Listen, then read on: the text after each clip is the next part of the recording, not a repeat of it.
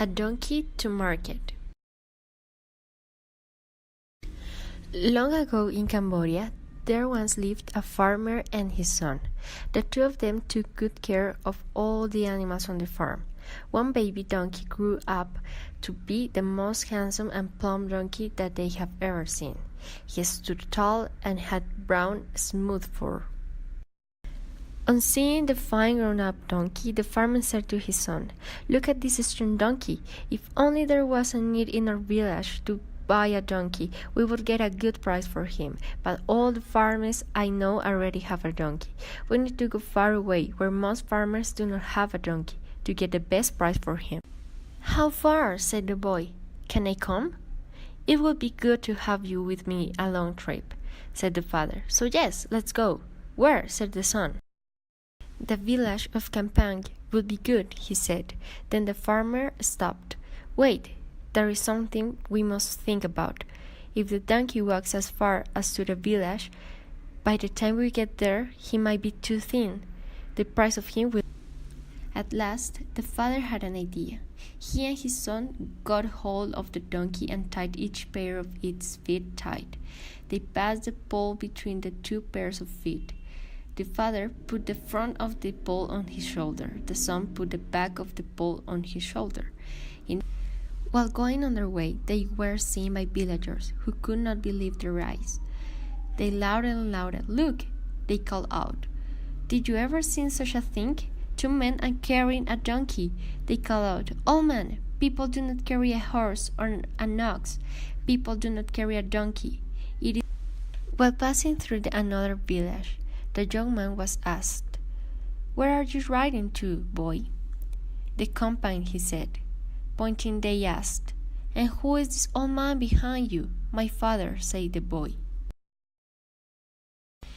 On hearing this, the villagers became mad. They said, "What a selfish son you are!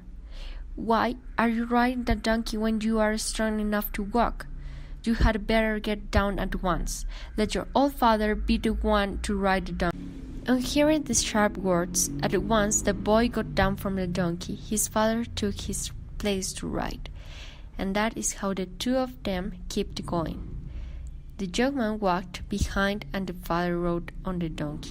After some time, they came to a village where there was a well. A few young women had come to the well for water.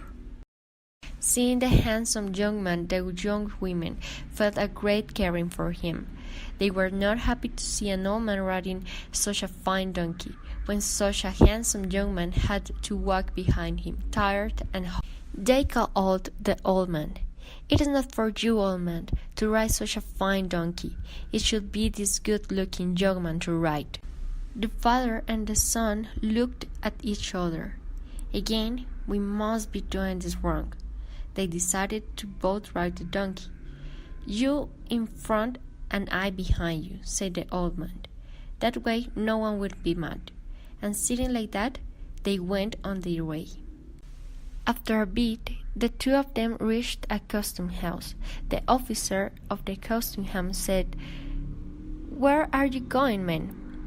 "To the village of Kampang," they said. The officer said in a sharp tone, "Your donkey is not strong enough to carry both of you. If you keep riding as far as the village, it will get thin and its price will go down. How foolish you are! Why don't you let the donkey walk?" The farmer and his son looked at each other.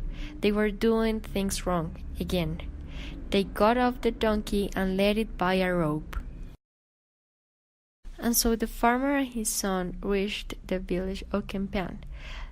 There, they sold the donkey for a very good price, and to a good family too. And the two of them went back home without any more loss of time. This story let us know that we care a lot about what others said about us. If we carry a donkey, so will we. We shouldn't care about what others say about our lives.